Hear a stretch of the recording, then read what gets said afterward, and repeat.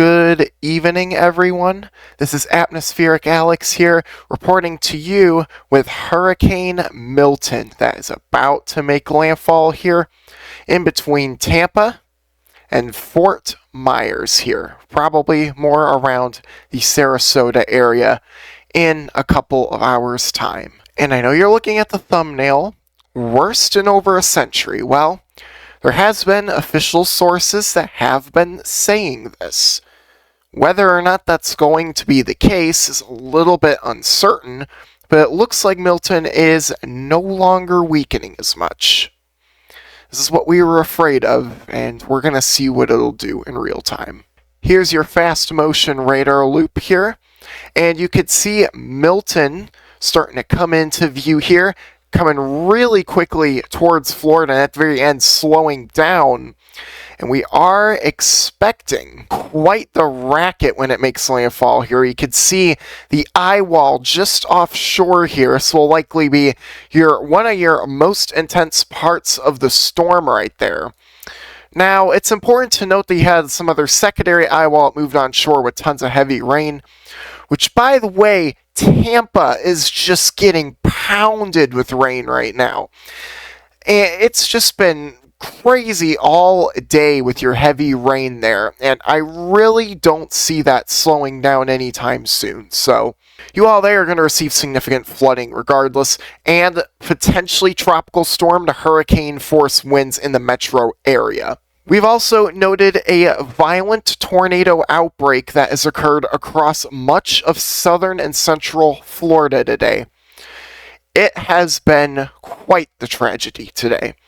We have been seeing these storms going everywhere, and towards the end of this video, I'm going to show you some of those storms zoomed in real close. Okay, now take a look at our cone of uncertainty.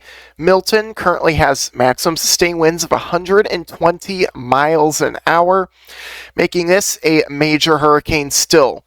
A little weaker than the National Hurricane Center thought, but it is starting to maintain that intensity, unfortunately. We're going to see this make a devastating blow here into Sarasota, probably downtown Sarasota, in the next couple of hours, and is really going to drill far inland. Still is a hurricane there, nearly over Orlando, or just barely to the south. Regardless, though, the impacts stay the same. Very heavy rainfall, high winds, and your tornado risk, which finally has ended, thank goodness. This is expected to exit the state of Florida here by tomorrow morning. This thing will be moving fast. It'll be slicing through it. It's going to be like a knife through a fruit. Now, here's a little something to think about. We have a high risk of excessive rainfall across a lot of areas here in Florida. So this is where we can see upwards of a foot of rain possibly in some localized spots. So this is going to be a substantial flooding situation. And this is all flat land, so all your water is going to stay ponded for a while here. Talking about a high risk of excessive rainfall. So if you encounter flood roadways, you better turn around and don't drown, okay? You'd rather be safer than sorry. This water could end up getting extremely deep. You do not want to risk it. We're only going to focus on the parts that are really significant here, okay? We were doing this yesterday too. From the Anclote River down to Anna Maria Island into Tampa Bay, we are expecting 6 to 9 feet. And the main reason why your surge numbers have gone down a lot in that area is because your winds are actually going to be blowing offshore rather than onshore. And this is very beneficial. This is great news for Tampa Bay. They will likely be spared of the significant surge impacts again, which is great news. But also means people will get complacent again and will say, look at our lovely shield over Tampa. No hurricanes can hit us here. Well, do your research, folks, because they can and they will eventually. Maybe next year. I don't know. Next year doesn't look good either, but we'll get into that after winter. Very long way from now. From Anna Maria Island down to Boca Grande, 9 to 13 feet. It's gone down a little, but still, 13 feet of storm surge. That is way over your head. Even 9 feet is. So you should take that seriously. And this does include that little inlet there that surrounds Sarasota.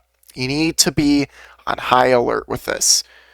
Except you probably don't, because you probably evacuated already, which is great news. If you haven't, then you better pray. You needed to evacuate. Alright, and moving on from Boca Grande to Bonita Beach, 8 to 12 plus feet of storm surge. I say plus because there is a chance we exceed 12 feet in some areas, especially in Charlotte Harbor, where it definitely could pile up a lot more.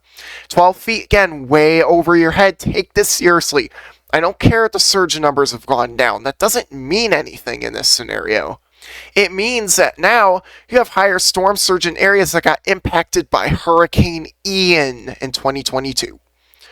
We don't need that, folks. We don't. Now, from Bonita Beach to Chokoloskee, 5 to 8 feet. Still fairly significant storm surge. Alright, now we're going to read out some key messages here on Milton.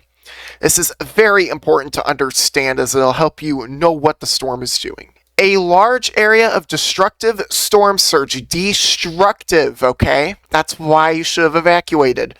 With highest inundations of 10 feet or greater, again, that's taller than you, is expected along a portion of the west central coast of the Florida Peninsula. Near the coast, the surge will be accompanied by damaging waves, right? There could be locally higher storm surge amounts right along the coast. You might get this huge 40-foot wave that blasts through and causes a brief period of 15-foot surge, right? Please take this seriously. Like I've been saying, water levels will rise rapidly as the eye approaches, and strong onshore winds on the backside of the hurricane also cause a rapid rise in water as the center makes landfall. Tampa Bay, you could still see some decent storm surge. That's why they mention this. It'll be on the back side of the eye. That is what you need to watch for. Devastating hurricane force winds are expected along portions of the west coast of Florida within the hurricane warning area. Life-threatening hurricane force winds, especially in gusts, are expected to spread inland across the peninsula to portions of the Florida East Coast. East Coast. Like I said, this thing is going to be blasting through Florida here tonight, all the way to the East Coast. Then the hurricane warning area tonight and early Thursday. Residents should be prepared to take shelter in an interior room away from windows. Okay? Treat this like a tornado. This is generally the wording they have here. If you are an evacuee that has evacuated to central or eastern Florida, you need to treat this like a tornado. You're going to have Category 1, even Category 2 force winds going very far inland in areas that don't typically see it, like Orlando, Florida. And this will happen as the core of the hurricane moves across the central Florida peninsula. The risk of strong tornadoes will continue into the evening hours. Well, now your storms are finally moving offshore, but earlier you had some horrid tornadoes that were ongoing. The southern and central portions of Florida Peninsula, be prepared to take immediate shelter in an interior room. An interior room here with tornadoes. Interior room here with hurricane winds. Very similar, right? If a tornado warning is issued. Yes. Heavy rainfall across the Florida Peninsula through Thursday brings a risk of catastrophic and life-threatening flash and urban flooding. Catastrophic, along with moderate to major river flooding, especially in areas where coastal and inland flooding combine to increase the overall flood threat. Take this storm seriously, and guess what? If you're inland, even on the coast, it's not over yet. And along to go with those 4 key messages, there is a 5th key message that's a little more hidden and you have to kind of look for. It may seem unrelated, but solar flares are causing some radio blackouts right now. So, ham radio operators right now might have a lot of trouble being able to rescue people if they can't communicate properly. That is what we're seeing here. And on this X-ray flux map here, we had a powerful X-class solar flare that hit earlier today. And boom, right there, that would have caused temporary blackouts and would have prevented communication when it was needed the most.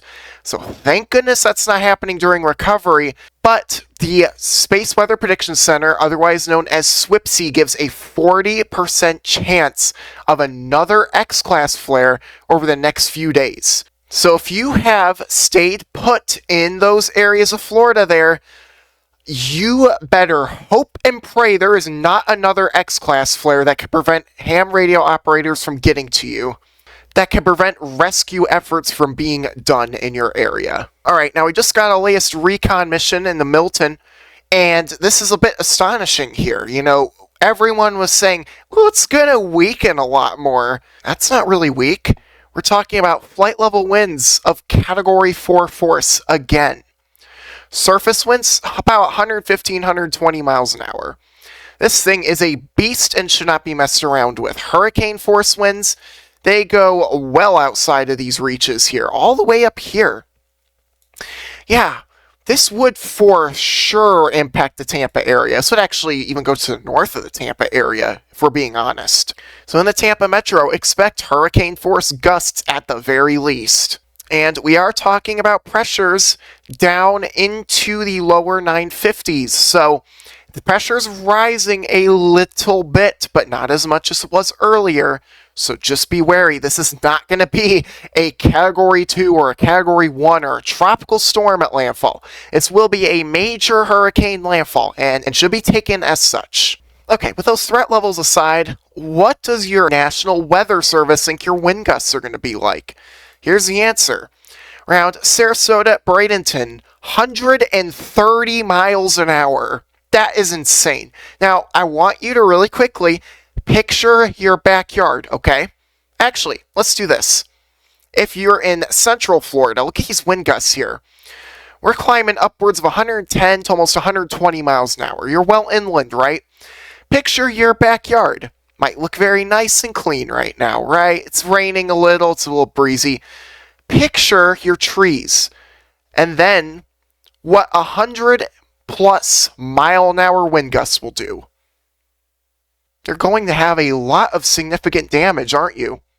That's what I'm saying. You need to be prepared for this. Downtown Tampa, gusts up to 50. I really think it'll be higher than that, though. We'll have to see. But all in all, catastrophic. All right? I don't like using that word. Catastrophic swath of destructive winds quickly moving inland into Central Florida. This is a serious situation, folks. All right, here's a better map. 100 mile an hour wind gusts possible just to the south of Orlando. Picture that. Maintaining about 90 to 95 miles an hour through the entire state, and it comes out on the other end as 90 miles an hour. Unreal right here. And almost the entire state of Florida will receive tropical storm force winds. Wow. Impressive, right? Big time wind field with Milton here. Which, on the H-Wharf model, you can see that. Look at it moving on shore around 9 o'clock this evening, I'd say. This model has done stellar with this system. And around Sarasota, that's where we expect the landfall to be, and still powerful hurricane inland. Powerful hurricane going out the other side. Again, just you need to be very mindful of the situation here. All right, we're going to take a look at radar one more time from the mo.met.Florida State University website. And you can see the eye of Milton starting to get its act together again as it approaches land. That is not good news, folks. And you can see here, look at that, Sarasota right here, and look at where this eye is going. If you follow it through time, you can see, right, be doing this. So right into the city of Sarasota here. This is a very dangerous event. Look at all your supercells out here too across Central Florida. That is crazy. Let's take a look at those supercells. So we're going to go through time here. This is getting into the afternoon hours. Look at these powerful hook signatures here blowing on through. Tons of strong tornadoes may have occurred today, and especially this one near Vero Beach. Bam! Right there. We are actually getting reports of an entire police station destroyed. That was indeed a violent tornado, and very gut-wrenching watching that unfold. Nothing to mess around with. Folks, the tornadic impacts were almost a bit worse than your hurricane impacts, or they're going to be for that area. Folks, this area isn't even in the cone of uncertainty, and there's places over there that are heavily damaged and destroyed from tornadoes. Again, impacts can go outside of the cone, alright? This is what the National Hurricane Center tries to emphasize. In fact, I'm going to go back to an image that shows you as well. All right, note, the cone contains the probable path of the storm's center, but does not show the size of the storm. Hazardous conditions can occur outside of the cone. So to everyone who has been misreading the cone this entire time, let this be a lesson to you all that next time you should probably prepare even if you're well outside of the cone. And there were areas well to the south of the cone too. Look at over here. Look at that, probably a strong tornado right there. You can see Coral Springs going to West Palm Beach. Probably had a tornado there, well outside the cone. So do not be relying on that for any reason. That's only where your center can go. That being said, thank you so much for tuning into the final update on Hurricane Milton here. Finally, we could be done with this storm, right? Well, we'll have to be watching the model trends for maybe more tropical development later down the line. I know, it's going to be basically snowing soon and we'll have tropical activity. The season will not give up at all. And yeah, if you did enjoy the video, please be sure to smash that like button. It'll help get me onto YouTube's algorithm, get it out to more people across the state of Florida. And if you'd like, you could subscribe to my little corner of the weather community so you could stay informed for the rest of the storm here. And also hit the bell notification icon so you know when I upload next, which might not be that long from now. I'll give you a hint in a second. Also, be sure to share this with friends and family, even on social media if you wish. Again, it helps get the word out to more people who could be significantly impacted right now. And then once again, a late upload because things were kind of keeping me up. I told the Northern Lights to go away because I needed to focus on the hurricane, but instead, tomorrow night, I highly recommend that you keep your eyes on the night skies, folks. We do have a bit of a chance for the Northern Lights to show up, possibly as far south as the Ohio Valley, maybe even further south.